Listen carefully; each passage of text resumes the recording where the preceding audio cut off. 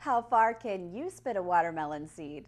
Hello and welcome to Volusia Magazine. I'm Amber Patterson. On today's show, we'll take a look at Watermelon Day, a celebration here in Volusia County. Then 3D printers come to Volusia County libraries and we'll get a sneak peek at those. Business Beat reporter Joanne Magley shows us one of the country's most successful medical coding and billing companies, and it's headquartered right here in Volusia County. Horticulture Today's Joe Sewards brings us some Florida-friendly landscaping tips. And finally, Community Information Director Dave Byron sits down for an in-depth interview with his guest, Business Development Director for the Daytona Beach International Airport, Mr. Steve Cooke. Those segments, news, and more coming right up on Volusia Magazine. Stay tuned.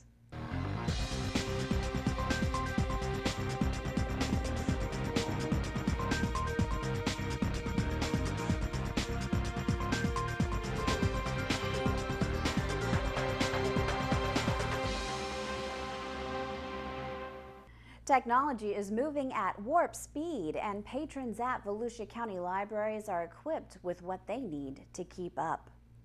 The county's Library Services Division has received 4 3D printers from 3D Systems, one of the largest 3D printing companies in the United States.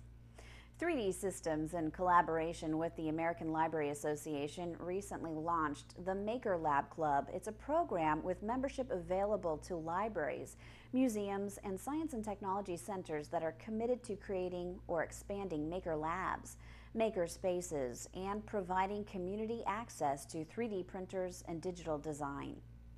Library Services Director Lucinda Coley said the Maker Lab program provides opportunities and places for people to learn to use new technologies, and they get equipment otherwise they might not have access to.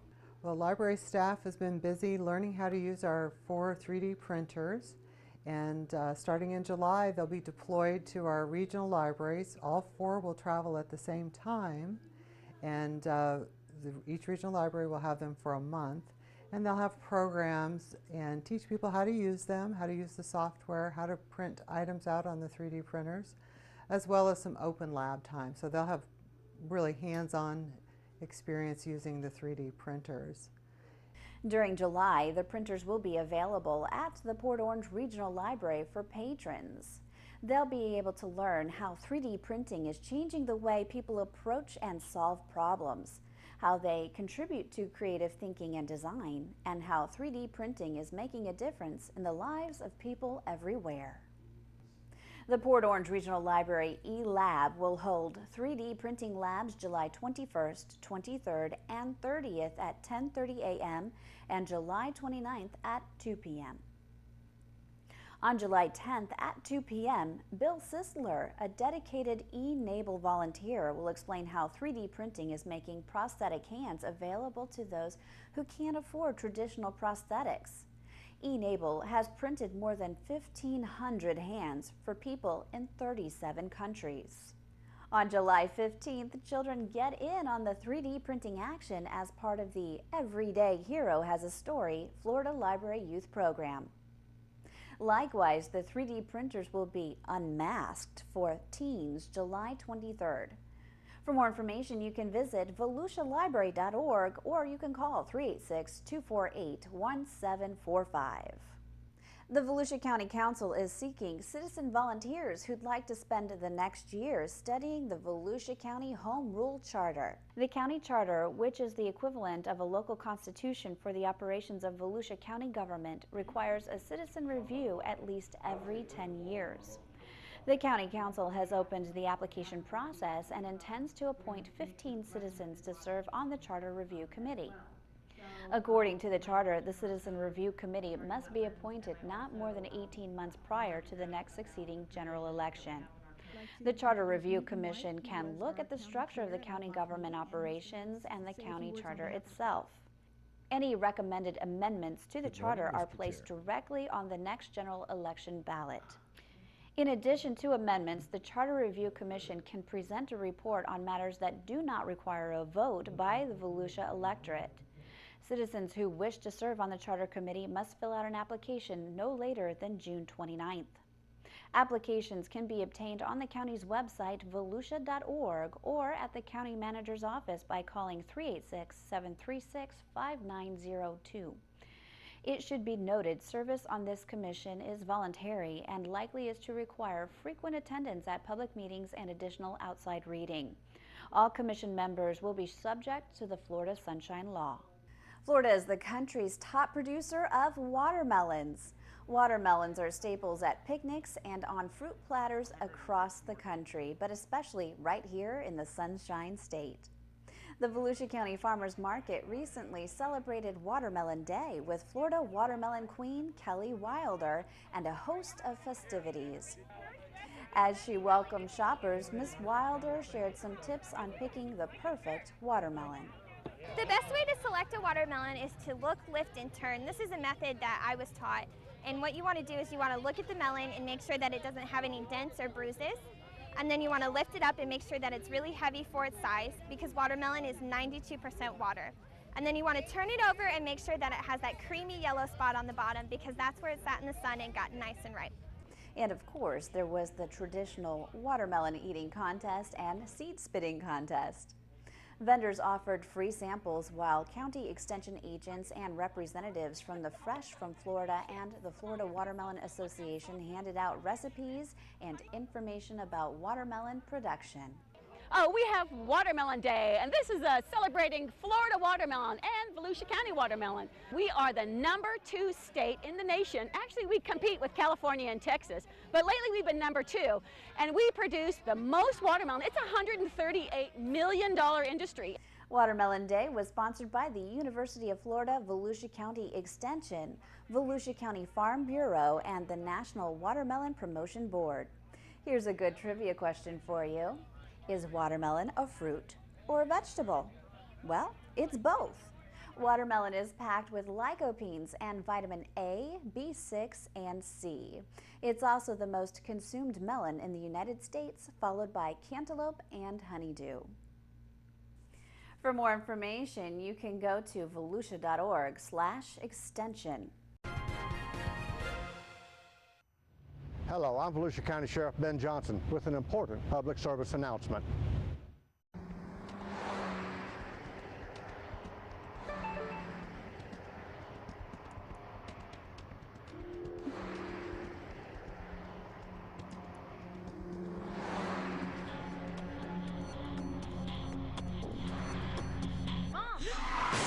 Don't risk your life and the lives of others by texting and driving. Put the phone down or safely pull over. Looking down for 1 second is all it takes. Is it really worth it? One of the country's most successful medical coding and billing companies is headquartered right here in Volusia County. Joanne Magley takes us inside DuvaSawko in this week's Business Beat.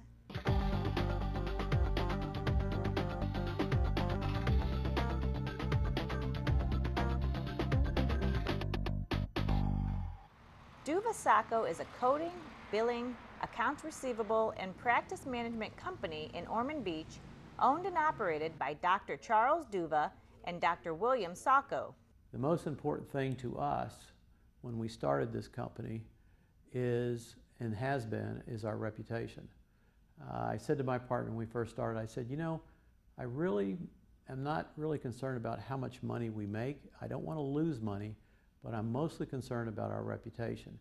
That reputation has been continuing to grow throughout the country, and we are recognized as probably being the Rolls-Royce of medical billing for this particular specialty.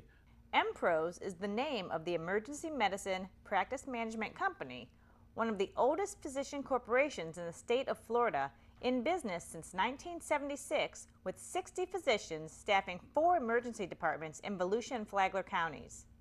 In the early years of running MPros, Duva and Sawko realized they were not getting the service they needed from the billing coding companies they were using. We went through 3 different companies, each about 2 years, and none of those companies ever provided the revenues they predicted, the analytics that we needed to properly run our physician corporation, to help us create budgets. as well as providing us with education for our physicians so they can better document their medical records to get paid more appropriately for the work that they were doing. Because of those failures from the outside coding companies, they decided with their backgrounds they could create a great coding company. So they started DuvaSawko Medical Coding and Billing. When we started, our individual staffing company had 2 hospitals and approximately 65,000 patient visits annually. The first 6 months of being in operations, we saw a significant increase in our cash flow for that corporation. So we knew right at first that we had some pretty successful outcomes from our efforts. We shared that with a lot of friends in the state of Florida that practiced the same kind of medicine we do, that also had their own organizations, and they asked us to do their business. The first year in the coding business, they landed their first client, a Jacksonville group with 6 hospitals. DuvaSawko started out doing the coding for 3 of those hospitals and eventually all 6. A few years after starting their company, they created their own proprietary software. The proprietary software program is probably has no competition in the United States today. The amount of medical analytics that we can draw from this program, which allows us to properly staff and properly understand the overall needs of an emergency department in any hospital, is significant. Duva says they get much of their business by word of mouth. In the last 3 years, the company has grown an average of 18% a year. And the new 30,000 square foot office building on Young Street gives them room to grow another 40% in size. Today, DuvaSawko is in 10 states and submit about 2.4 million claims annually, billing more than $1.2 billion a year for their clients. Most of the companies that we compete against, and this is a real important point for Volusia County and their citizens, is that those other companies outsource their business to other countries outside the United States. So we had to be competitive in price because those folks doing the work outside the country were significantly paid lower salaries than what we pay, plus no benefits. So we've had to be very creative in trying to manage costs of operations. So by us leaving that other building in Daytona Beach and moving here, which included some incentives from the city of Ormond Beach, helped us keep our business here. We were courted by other folks outside of Volusia County and with some very, very nice incentives. But as a corporation, philosophically, we are very dedicated to our community. The community's been good to us, and we feel that we should keep returning that back to the community. And we think we've done a pretty good job of doing that. For the Business Beat, I'm Joanne Magley. Time now to head outside to join our very own Joe Sewards for some Florida-friendly gardening tips.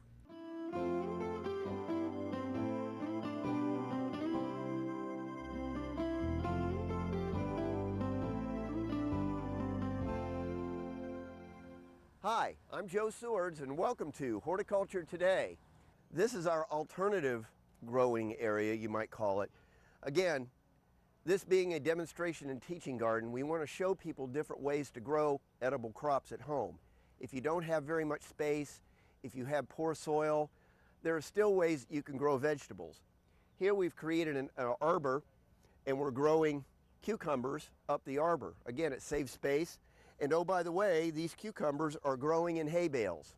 These are seasoned hay bales. We seasoned them with some fertilizer beforehand, watered them, a little bit of topsoil on top of them to top dress them, and we planted the cucumbers right in the hay bales. They're off the ground, makes it easier to harvest, no weeds, makes for very easy gardening. Here we have what are known as garden socks. This is a product that we actually sell here at the extension office. Again, you fill them with soil, You can plant a number of different crops in here. We've got squash planted in them. Here we've got Swiss chard. You can plant annuals and flowers in here. But again, if you live in an apartment or a condominium where you don't have very much space, you don't have any soil to work with, this is a way that you can grow things without having to have a traditional vegetable garden. It makes it very easy. No weeds, very easy to tend. The garden socks last a minimum of 2 years. For more information, you can contact us here at the University of Florida Extension in Volusia County. Our phone number is area code 386-822-5778, or you can visit us on the web at volusia.org/extension. For Horticulture Today, I'm Joe Sewards. In the studio today with Community Information Director Dave Byron is Steve Cooke, Business Development Director for the Daytona Beach International Airport. Well, thanks, Amber, and hi, everyone. You know, passenger traffic at Daytona Beach International Airport is on a steady climb, and with new development projects on the horizon in the area, airport administrators hope the case is being made for expanded air service at our airport. So today we'll catch up on what's going on at Daytona Beach International Airport. So we have with us in the studio Steve Cooke. He's the Business Development Director at Daytona Beach International Airport. Steve, how you doing today? Doing great, Dave. Haven't talked with you for about 6 months. That's true. So want to catch up on what's been going on at the airport. I always like to start with the big picture, if you will. You're very close to the airline industry. You know, what's on the horizon in the big picture sort of way? Big picture, the airlines are doing very well at this juncture. People are traveling, man. People are traveling. Yeah. They're charging more in fares everywhere you go. And so, you know, the airlines are at a point where they're actually making quite a bit of money right now. Haven't been at that point in many, many years, but they're doing well. There's actually 4 large airlines now in the country, some smaller ones, but there's 4 airlines right now that control about 90% of the revenue. We've got 2 of them at Daytona Beach. Steve, we talked about this in the past. We've talked about the number of large carriers being constrained. What is the impact, do you think, overall to the traveler? I think the impact to the traveler is they're going to pay a little bit more on the fare. Yeah. I think service-wise, they're going to be fine. I think some of the airports, the smaller airports, are not getting as much service as they have in the past. I don't think that's going to be our future in Daytona Beach, but it's really a change in the mix. But I think people are going to continue to travel. They're going to continue to buy seats on airplanes, and that's going to go forward into the future. One of the good things for us is JetBlue is going to be going into JFK. That is a international airport which is connected to the world. No question and about that. they have code share deals and alliances with many of the carriers, you know, that go to Europe and beyond. So I think that's going to do well for us in Daytona Beach and going to open up new markets for our community. Let's talk about Florida, Steve. Obviously a big leisure destination. Florida tourism is literally on fire. 100 million tourism numbers they expect. You know, what do you see on the horizon for Florida? Florida, I think tourism is going to remain strong for the foreseeable future, unless we hit, you know, rampant inflation or something like that, which nobody can predict at this time. But I think tourism is going to be good here and in our community. I think with those new hotels on the beach, I think that's going to directly help the airport. I think the increase in events down at the Ocean Center has directly helped the airport specifically. So we're going to see, I think, continued upticks in travel. There are going to be down spots along the way, but I think the overall trend is going to be up at Daytona Beach International Airport. You know, I've heard, Steve, you know, hanging around with people like yourself, that Florida is, in some ways, is an odd market for the airline industry because it's so leisure dominated, but yet it's a market that the carriers have to be in. They got to be in because you've got Walt Disney World right down the road. You've got all of these attractions. It's a great vacation spot. Typically, when the airlines talk about Florida, they talk about Florida fares, which are low fares, and they are. I mean, if you look at what people pay in this state versus other states, our fares are low. Orlando, I haven't checked lately, but they were the lowest fare airport in the United States of America for many, many years. Wow, so, interesting. You know, so the fares, there's downward pressure on fares because the leisure traveler demands a lower fare. Sure. And I think that trend is probably going to continue, you know, for the foreseeable future. Well, let's focus the lens down on Daytona Beach International Airport. We're approaching the halfway mark in 2015. What do the numbers tell you so far, Steve? Well, we're up. We're not as up as much as we were last year at this time, but I think for the year we're up something 2.5–3% for the year, which is fine. Right. Our prediction has been we're going to be steady to slightly increasing for this year. I think with the onset of JetBlue, we're going to have a lot more people using our airport.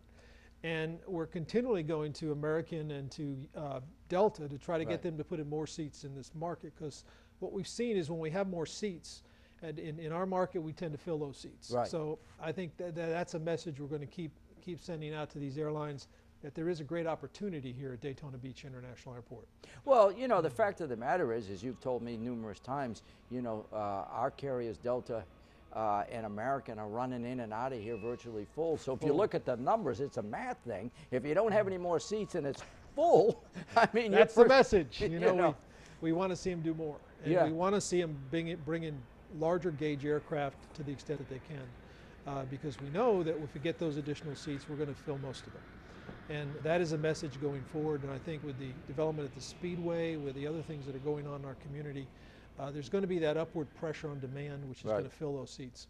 Well, as we've talked about, JetBlue is coming, and they're flying to New York, which is a phenomenal destination for us. Absolutely. What's the latest on JetBlue, Steve? We had talked about the last time, you said around February of next year. What do you think? I think they're going to move it back to January, but we don't have the exact date. So it's going to start a little bit earlier than they had initially put out.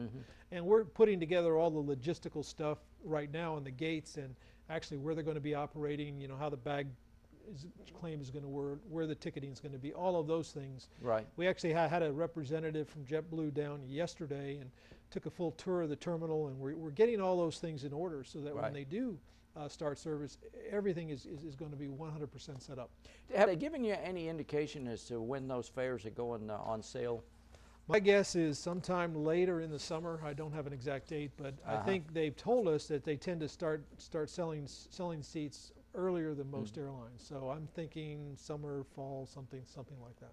And I know you don't set the fares, but typically their fares are very competitive. Very competitive. And so I think we can expect you know, direct service at a pretty decent price in and out of Daytona Beach to New York. I think what people, when they see those fares come onto the market, they're going to be very competitive on the front end. So you're going to have some real discount opportunities, I think, is what they've told us. So I would everybody keep their eye open for that, because it could be a really cheap ticket to New York City. Well, and you know, I guess the obvious question then is okay, so these carriers, they kind of compete with one another. What do you think JetBlue will do for American and Delta out of our airport? Do you think they'll react at all? They might. I mean, there was some concern in our early discussions with JetBlue. They recently went a few years ago into Savannah. They also went into Charleston. And I think there was that concern, and there was a competitive response. But the net result was that both of the competitors increased service. The service didn't go down. Overall, it went up. And so I don't think they're as concerned about that in our case. Steve, let's look at the other aspects of Daytona Beach International Airport. I know we've talked in the past that one of the revenue streams that the airport is continuing to try to enhance is the revenue that comes in from concessions, real estate, that sort of thing. What's new on that front?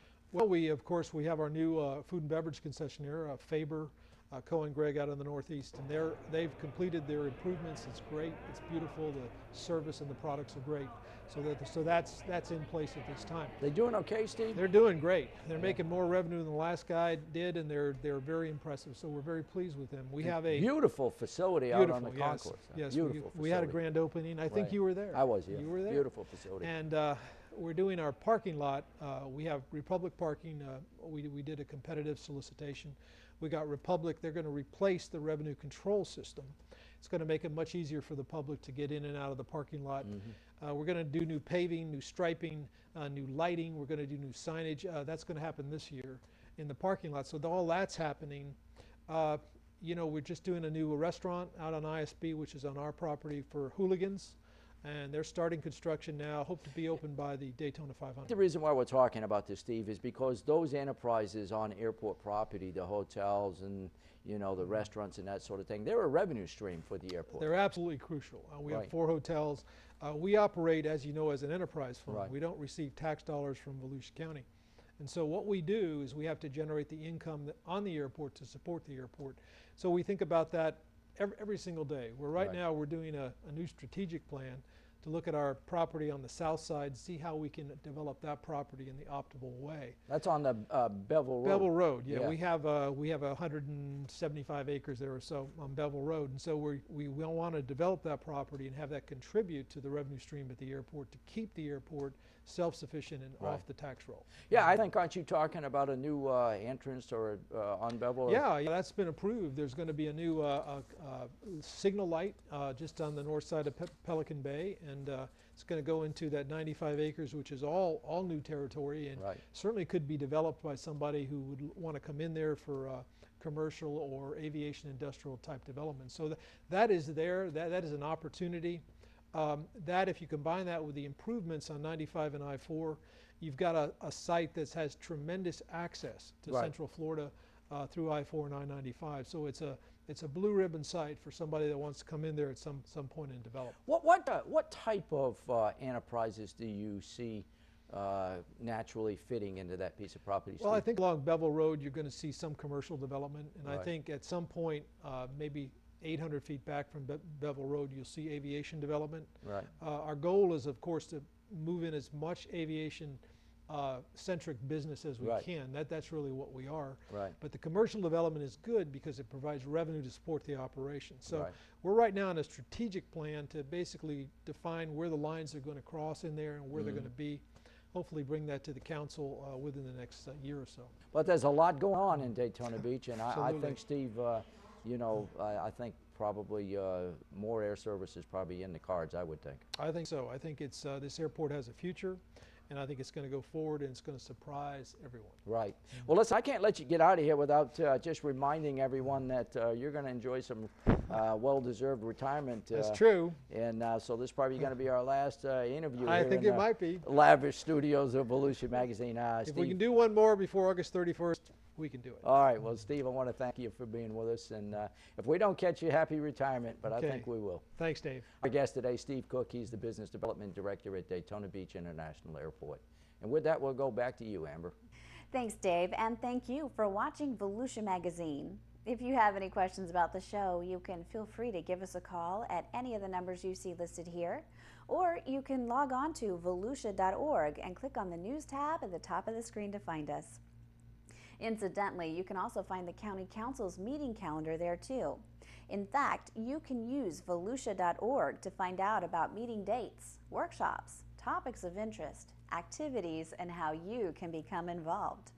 And we hope you won't forget to listen to Volusia Today. That's Volusia County Government's weekly public radio broadcast. Volusia Today airs every Tuesday, Wednesday, and Sunday mornings on the local radio stations you see on your screen. For Volusia Magazine, I'm Amber Patterson. Have a wonderful evening.